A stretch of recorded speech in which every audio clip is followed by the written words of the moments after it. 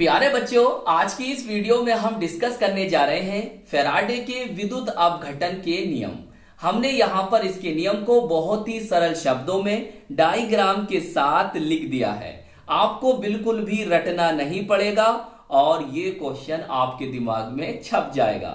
तो चलिए फिर कॉपी और पेन निकाल लीजिए और समझते हैं। तो प्यारे बच्चों, आप ब्लैक पेन से ये हेडिंग डालेंगे और लिखेंगे फैराडे के विद्युत अपघटन के नियम, फैराडेज लॉ ऑफ इलेक्ट्रोलिसिस। सही है। चलिए अब बहुत ध्यान से समझना प्यारे बच्चों। देखो, माइकल फैराडे ने विद्युत अपघटन का गहन अध्ययन किया और प्राप्त परिणामों को दो नियमों के रूप में अभिव्यक्त किया। चलिए अब हम पहले इसे पढ़ेंगे, समझेंगे और फिर हम डायग्राम से भी समझेंगे, जिससे आपको ये क्वेश्चन बहुत अच्छी तरह से समझ में आ जाएगा। चलिए अब आप ब्लैक पेन से ये हेडिंग डालेंगे, सुंदर सा लिखेंगे, बड़ा बड़ा लिखेंगे, फैराडे का विद्युत अपघटन का प्रथम नियम, Faraday's first law of electrolysis. देखिए, विद्युत अपघटन की प्रक्रिया में किसी इलेक्ट्रोड पर मुक्त अथवा एकत्रित होने वाले पदार्थ की मात्रा विलयन में प्रवाहित होने वाली विद्युत की मात्रा के कुल आवेश के समानुपाती होती है। सही। चलिए अब इसका फॉर्मूला हम बाद में देखेंगे, पहले इसे समझते हैं इसके डायग्राम से। तो प्यारे बच्चों, यहां पर आप देख रहे हो कि ये एक सामान्य विद्युत अपघटनी सेल है। सही। ये नेगेटिव है तो कौन होगा? कैथोड। और ये पॉजिटिव है तो ये कौन होगा? एनोड। सही। ये इलेक्ट्रोड लगे हुए हैं, ये कैथोड है और ये इलेक्ट्रोड कौन सा प्यारे बच्चों? एनोड है। सही। यहां पर सॉल्यूशन ऑफ इलेक्ट्रोलाइट मतलब यह है कि यहां पर विद्युत अपघट्य या वैद्युत अपघट्य का विलयन है। सही। अब देखो, यहां पर ये बैटरी लगी हुई है। अब बहुत ध्यान समझना। देखिए, जब हम यहां से वैद्युत धारा को प्रवाहित करेंगे तो जो वैद्युत अपघट्य इसके अंदर मौजूद है, मान लेते हैं भाई इसके अंदर NaCl या KCl जो भी माने, वो वैद्युत अपघट्य इसके अंदर मौजूद है। और जब जैसे आपने इसमें वैद्युत धारा को प्रवाहित करा तो ये क्या हो जाएगा भाई? NaCl क्या हो जाएगा? अपने आयनों में टूट जाएगा, ऐसे Na पॉजिटिव और Cl नेगेटिव। और इसी क्रिया को हम कहेंगे विद्युत अपघटन। सही है, विद्युत अपघटन।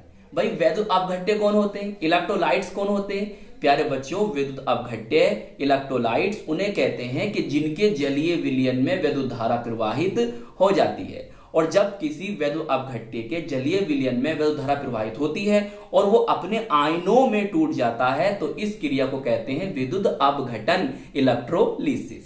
सही।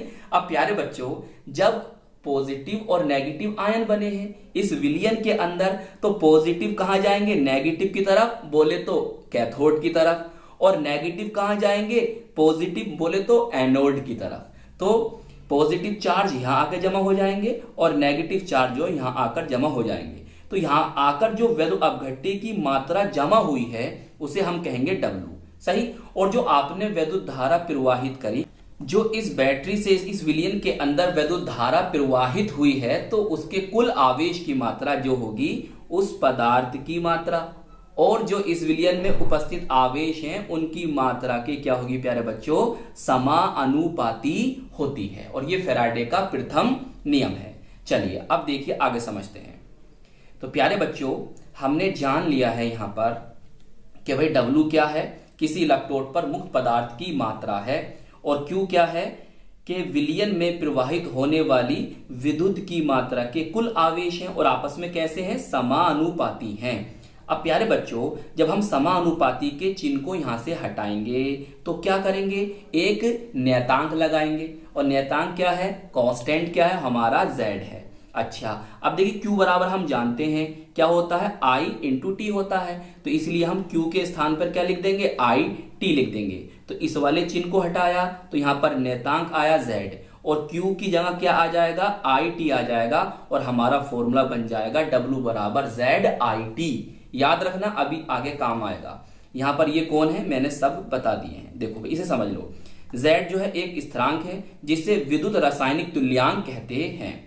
अगर प्यारे बच्चों धारा 1 एम्पियर हो और आपने धारा 1 एम्पियर धारा को 1 सेकंड तक अगर प्रवाहित किया है, 1 सेकंड तक प्रवाहित किया है तो क्या होगा? भाई I का मान भी 1 और T का मान भी 1 है, तो W बराबर Z ना हो जाएगा। भाई W बराबर क्या हो जाएगा, Z हो जाएगा। किसी इलेक्ट्रोड पर मुक्त पदार्थ की मात्रा जो होगी वो विद्युत रासायनिक तुल्यांक के बराबर हो जाएगी। जब कब बराबर होगी, जब आपने 1 एम्पियर की धारा 1 सेकंड तक प्रवाहित की है तो।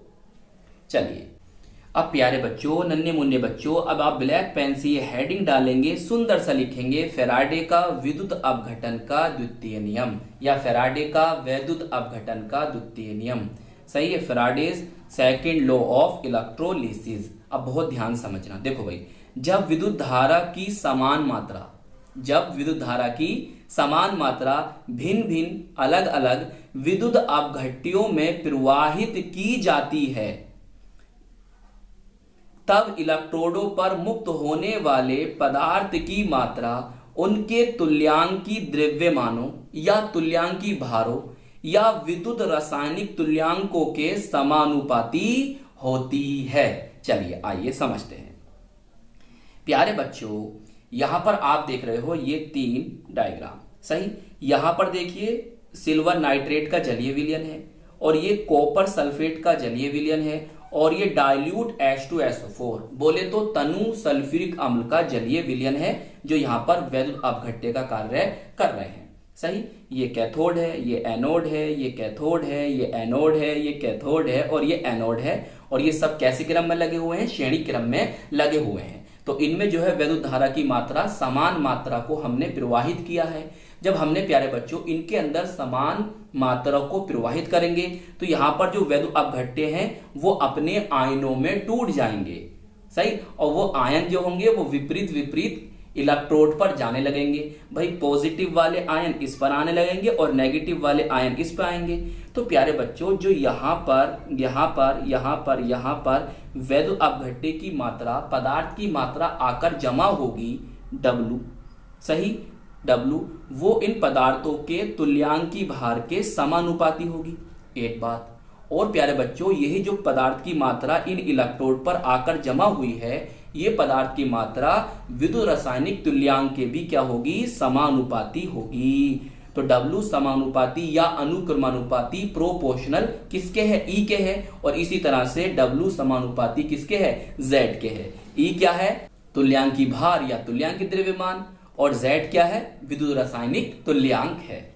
बताओ समझ में आ गई। चलिए, तो प्यारे बच्चों, प्रथम वैद्युतघट्य के पदार्थ की मात्रा जो है वो उसके तुल्यांकी भार के समानुपाती, इसी तरह से दूसरे वैद्युतघट्य की मात्रा उसके तुल्यांकी भार या तुल्यांकी द्रव्यमान की क्या होगी, समानुपाती होगी।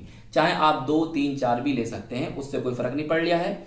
कुल मिलाकर याद रखना यह है कि वैद्युतघट्य की मात्रा जो इलेक्ट्रोड पर जाकर मुक्त हुई है, एकत्रित हुई है, वो उसके तुल्यांकी भार के या तुल्यांकी द्रव्यमान के समानुपाती होती है। तो हमने यहां पर 2 लिए हैं, आप चाहो तो 3 ले लो, 4 ले लो।